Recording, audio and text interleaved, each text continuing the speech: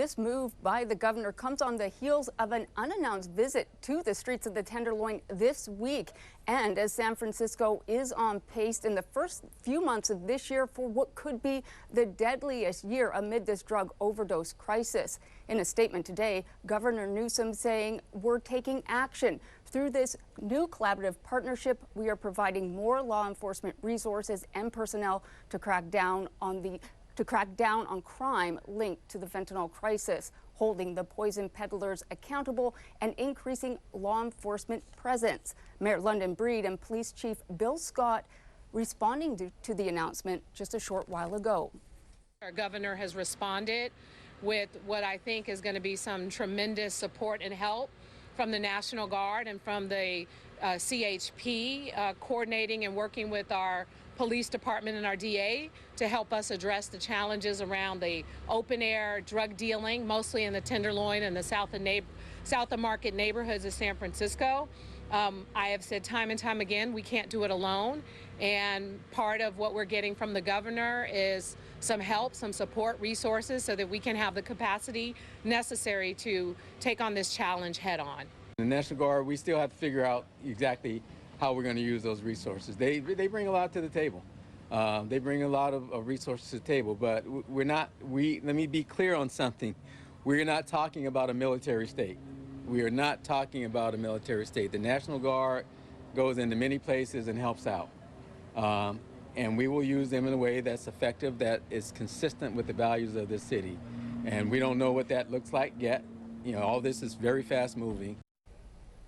Yeah, and as you just heard there are still details to be worked out in terms of exactly how the CHP and National Guard resources will be used and when exactly supports will begin. But the mayor is calling it a definite move in the right direction. Kristen and Karina.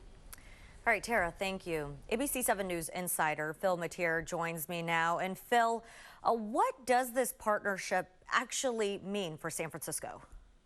Well, it remains to be seen. The governor's doing what we've seen him do in the past with other issues, which is throw the ball down the field and then tell everybody to run down and catch it. The details of this have yet to be worked out. City Hall just heard about it today as well. But the governor was here on Wednesday. He saw it. He is the former mayor of San Francisco, so he's not a stranger to some of these problems.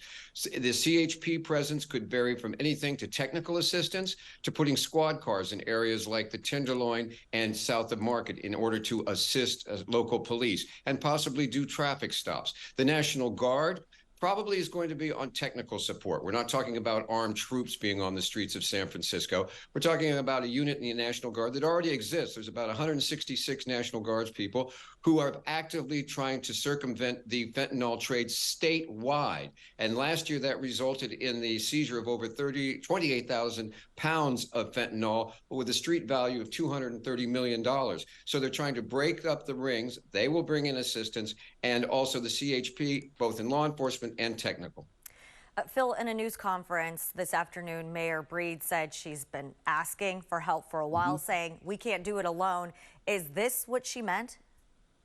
Well, she'll take any help she can. A little while ago, she also wrote to the U.S. attorney in San Francisco and said, look, we don't have the police or the technical expertise to go after these international and inter-county drug cartels. A lot of the drugs that are sold on San Francisco are actually sold by people commuting into the city from Oakland. There's also connections with Honduran cartels, bringing people up to traffic and bringing drugs up to traffic as well. That's bigger than the San Francisco police, whose jurisdiction ends with the city. So she's been asking for help.